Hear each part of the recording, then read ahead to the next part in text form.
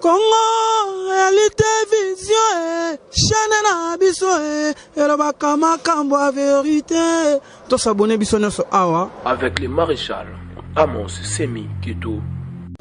Chers amis téléspectateurs, je vous demande simplement d'aller plus vite, de vous abonner massivement dans Congo, réalité, vision. Cité Leng.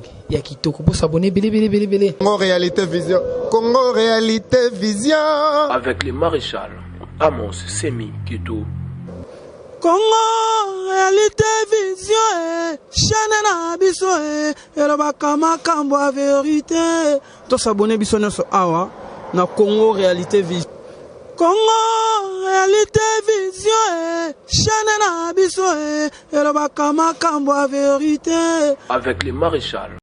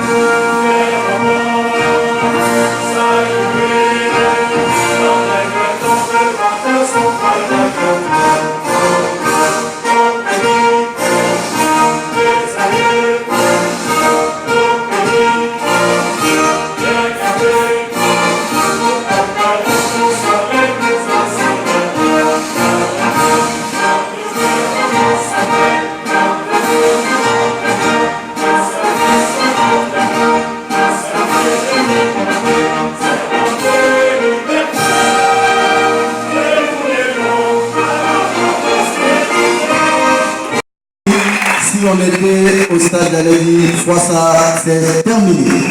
Merci beaucoup et bon appétit. Des délégués de l'autre côté du jardin et ensuite viendront les participants, les délégués au fait, venus des différentes provinces, d'abord les invités avec l'initiateur et puis ensuite les délégués venus de la diaspora. Qu'est-ce qui était bon? Là il fallait qu'on améliore dans le mouvement. Quels sont les enjeux de la séquence politique actuelle et quel doit être le rôle des Congolais debout et de la société civile plus largement par rapport à ce combat qui est en train de se mener entre les forces de changement, ce changement que le peuple congolais tout entier a appelé de ses voeux, et puis d'un autre côté les forces qui voudraient qu'on revienne au système d'avant. Donc ça nous a permis réellement de réfléchir à toutes ces questions, de mettre en commun nos énergies, nos idées, notre expérience. Et puis LCD c'est une grande famille, donc ça nous a permis effectivement de nous retrouver avec tous les représentants de nos militants, de la diaspora. Il y a des gens qui sont venus depuis les États-Unis, du Japon même. Il y a également tous nos représentants dans la diversité géographique de notre pays, donc qui venaient des provinces et puis ensuite évidemment de la ville de Kinshasa elle-même. Quels sont les principaux axes dans lesquels vous allez vous engager? Alors les principaux axes, s'il fallait que je les résume, c'est l'axe principal, c'est en fait qu'il faut que les Congolais debout soient réellement une force de changement au Congo. C'est-à-dire que partout où c'est nécessaire et partout où c'est possible, les Congolais debout encouragent ce changement et notamment les réformes. Et lorsque la situation politique ne permet pas de délivrer au peuple ces réformes qui ont été promises dans les élections et que tout le monde attend, eh bien, il est important que nous soyons organisés en force de pression. Pression évidemment citoyenne, donc non violente, dans le respect des lois de la République, mais au même moment, comme mouvement de masse, mouvement de la société civile, tout le défi va être de coordonner notre action avec les autres membres de la société civile qui sont aussi des promoteurs du changement. Avez-vous confiance dans cette société civile actuelle? Alors, la société civile, c'est un terme très vaste, puisque les gens se définissent eux-mêmes comme étant membres ou pas de la société civile. Ce qu'on appelle la société civile crédible, à mon sens, c'est celle qui est résolument engagée pour le changement. On part du principe, effectivement, et on partage les valeurs, que le Congo ne se développera que le jour où on aura une vraie consolidation de l'état de droit, où on aura une justice crédible, où on aura une gestion de l'état qui n'est pas patrimoniale et personnelle. Et effectivement, nous voulons nous retrouver avec tous ces membres et ces associations de la société civile qui ont su se dresser, qui ont su dire non quand c'était nécessaire et qui ont su refuser cette approche que trop de nos politiciens ont de considérer le pays et l'avenir de nos enfants comme un gâteau qu'il faudrait se partager. Donc voilà comment nous définissons la société civile. Et cette société civile-là, elle est bien mobilisée, elle est debout plus que jamais, elle est engagée plus que jamais dans l'intérêt commun des citoyens de notre pays. Vous dites que vous avez quitté la clandestinité, mais dans l'entretemps, vous menacez la justice en disant qu'elle n'est pas crédible. C'est pas contradictoire? C'est pas du tout contradictoire. Nous sommes aujourd'hui, et il faut le signaler, la société civile, elle est par définition apolitique. Cela dit, il y a une réalité au Congo, c'est qu'il y a à peu près un an, ou un peu plus d'un an, il était impossible de tenir le genre d'assises que nous avons tenu ici pendant 3 jours. Là, on n'a rien fait d'illégal. Tout ce qu'on a fait ici, c'était d'appliquer des lois qui nous sont garanties par la Constitution. Mais effectivement, la réalité que nous vivions avant, c'est que beaucoup de nos membres étaient arrêtés, plusieurs d'entre eux ont été maltraités, torturés et victimes de diverses formes de pression.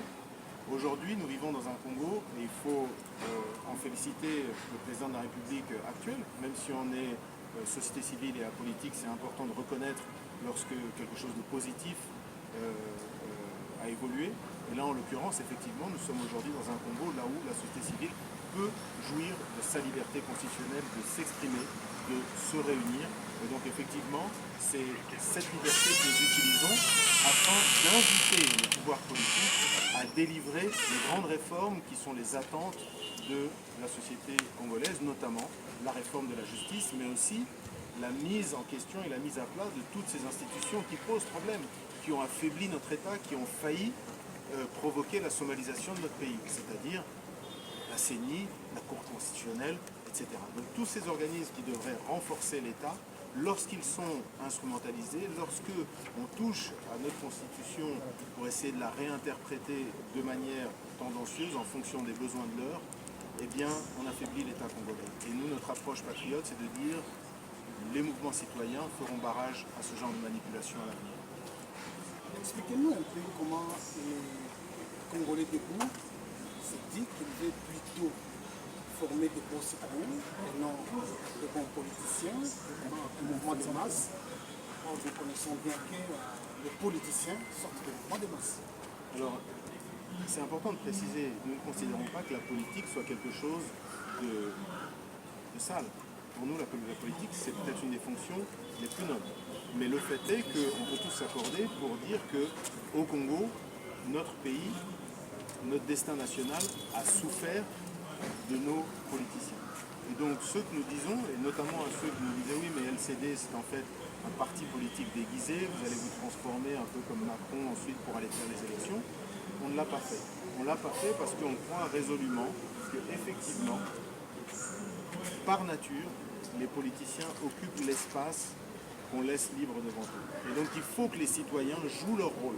Un citoyen n'est pas qu'un électeur tous les 5 ans ou 6 ou 7 ans, dépendant de la volonté de ceux qui ont la responsabilité d'organiser les élections.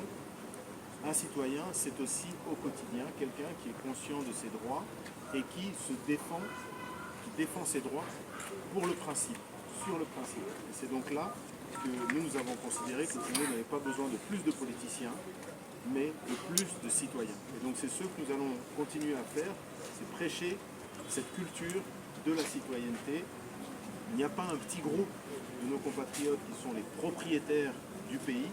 La Constitution, les affaires du pays, c'est l'affaire de nous tous. Et donc c'est très important que nous développions et que nous retrouvions cet espace d'expression, de liberté, de la société civile, là où effectivement il est important que nous ne soyons pas absents des grandes questions.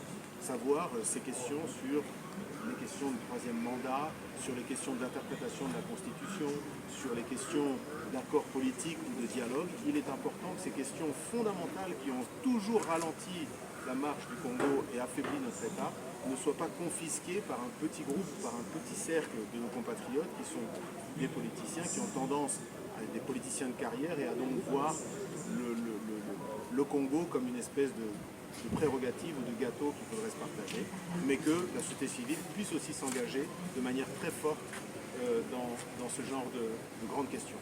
Dans l'avenir, vous appelez syndicat de candidat président. Alors ça, c'était dans le passé, mais je pense que l'histoire a donné réponse à votre question. Moi, je pense très sincèrement qu'il faut qu'on réfléchisse un peu différemment de peut-être ce qui a été la culture jusqu'ici.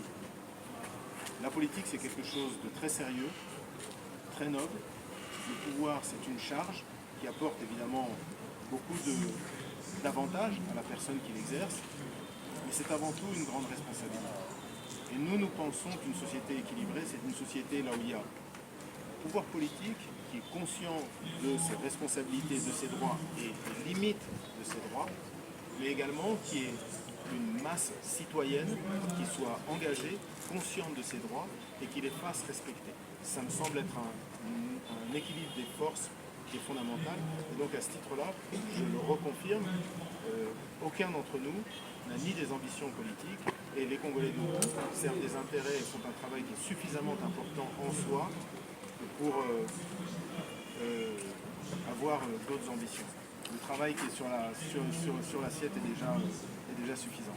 Une petite curiosité, s'il vous plaît. Dans la société civile, dans son ensemble, vous venez de se réunir pendant 3 jours. Donc les jeunes Congolais étaient là, c'est pas plus de mots. Également, les sociétés civiles. On n'a pas retrouvé de vie congolais. Ça partait également de ces sociétés civiles.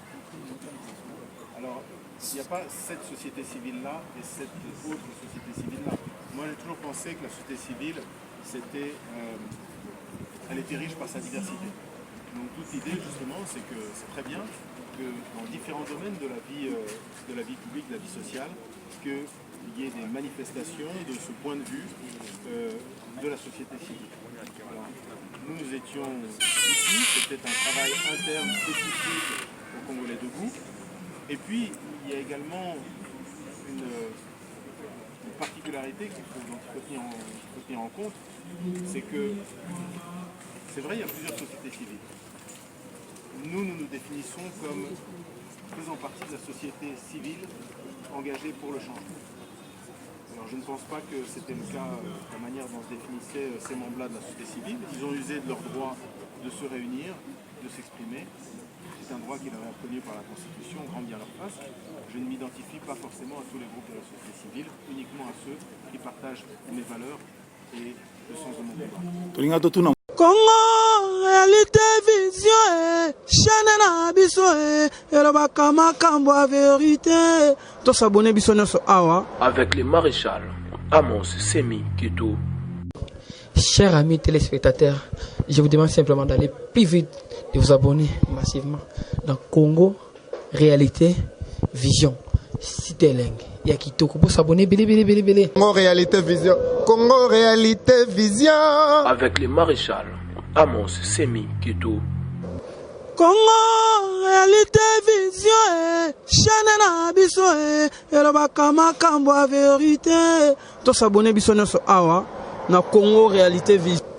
Congo, réalité, vision, chaîne na biso, elobaka makambo a vérité. Avec le maréchal